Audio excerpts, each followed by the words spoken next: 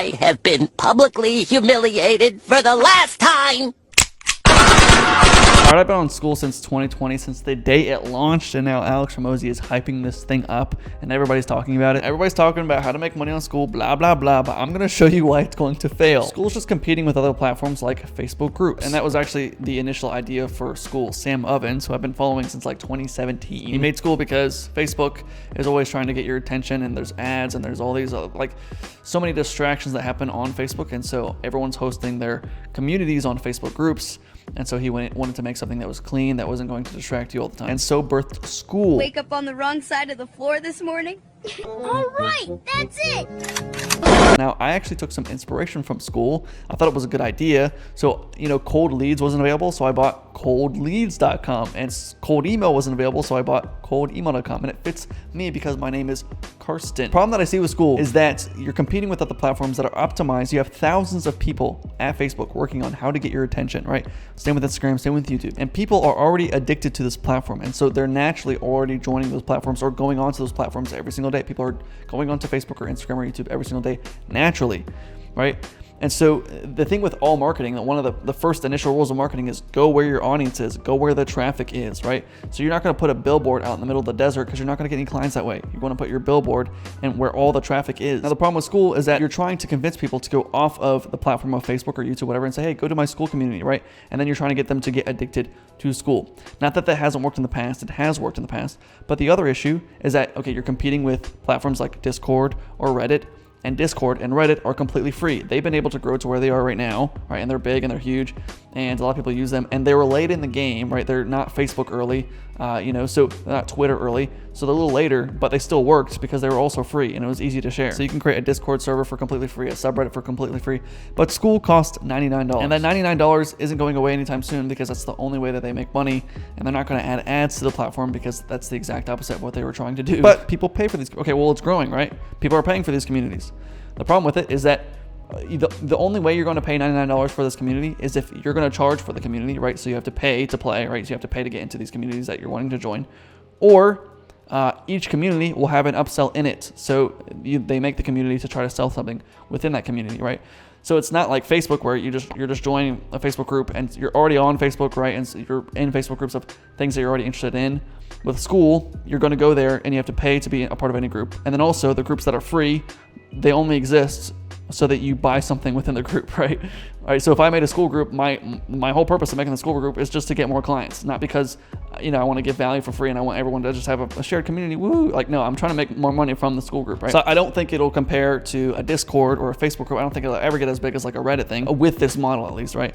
But I think it will definitely. It obviously is way better than Kajabi or Udemy. It's funny. I actually talked to one of the guys. This is a funny story. I talked to some of the guys that worked at Skool. I recognized them because they had these Skool shirts on. But also, I recognized one of the guys from Sam Ovens' videos because I've been watching Sam Ovens for so long. I was such a diehard fan. I watched every single video, all his client testimonials, everything I could possibly watch with him in it. I was watching. And so I noticed this guy named Nick Hauser, and I went up to him and I asked him some questions. This was at a YouTube conference, and I was always like, okay, what are you guys doing here? And it was weird because I walked up and I'm like, hey man, I'm a big fan of Sam Ovens. And so I'm coming up to some other guy to tell him I'm a fan of his boss. And I was wondering, I was like, okay, why are you at this YouTube convention? What does this have to do with Skool? And they were saying that they're trying to get other influencers to promote the Skool product. I was like, oh, that's cool. So like other business influencers, other business YouTubers. And he's like, no, I'm trying to get Mr. Beast. I was like, I thought he was kidding. I said, oh, that's kind of weird because Mr. Beast's audience is 14-year-old boys, and it's not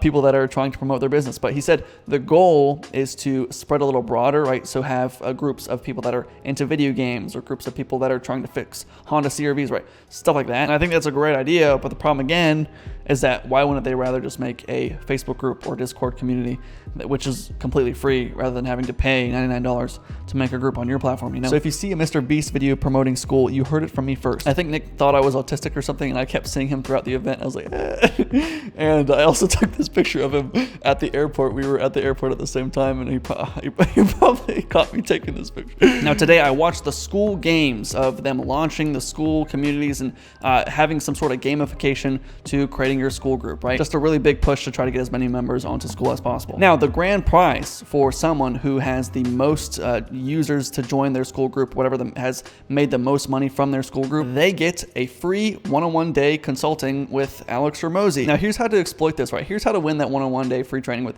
Alex Ramosi. You're hearing it from me. So one of you could do this, and I think it could theoretically work. But what you would do is, now you're doing Stripe payments, right? With Stripe, they take about 3% of every transaction that you do, 2.9, something like that, right? And so if you pay yourself $1,000, right, it goes from your account back to your account, but you're losing 3%, right?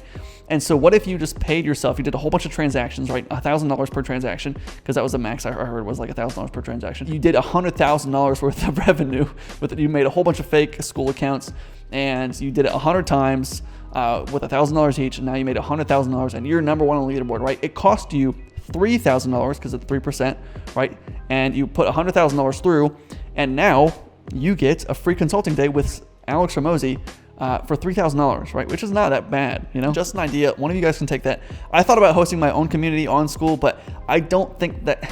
To me, the issue is if I'm processing my payments through Skool, now Skool and Sam Ovens has access to my customer list, and they know how much they paid and what the product is about, and so they can now sell my customer data to someone else, to a broker, or they can just use my list and say they can promote whatever they want to my list, And you work so hard to build that list, and so hard on these videos, working years and years and years trying to get customers in the door, and then they can just steal that list whenever they want to. And so I'd rather just keep my paid customers to myself and have my own list. And I thought about creating a free school group, but the problem with that is on top, it's not going to really grow organically, at least right now. You can discover new school groups on Skool, but it's like if I create a Facebook group, people will find it organically. Like if people just join the Facebook group if it's active enough, But on Skool, I think that's not really happening right now. And also, it's pretty dead. One, I have to get people to come from, I say, hey, people on YouTube, go to Skool, right? So I have to try to funnel you to there when you're actively already on YouTube all the time. And so if I say, hey, just subscribe to my channel, I'd rather you do that than try to funnel you to a Skool group.